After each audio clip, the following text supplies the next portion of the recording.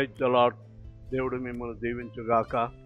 ఈ దినం వాగ్దానము, నా రక్షణ అతనికి చూపించేదను. కీర్తనల గ్రంథము 91వ కీర్తన 16వ వచనము. దేవుని రక్షణ.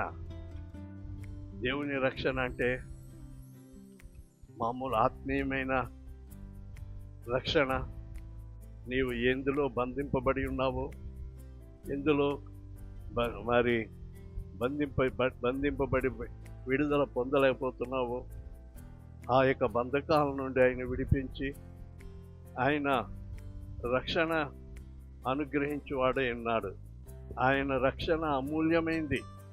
ఆ రక్షణ మోక్షానికి నడిపించేది. ఆ రక్షణ నీ జీవితాన్ని మార్చివేసేది. కనుక ఈ రక్షణ పొందుకొనుటకు నీవు సిద్ధపడు. దేవుడు ఈ రక్షణను నీకు అనుగ్రహించును గాక. దేవుడి వాగ్దానం నీ వినికిడిలో ఆశీర్వదించుగాక. ఆమేన్.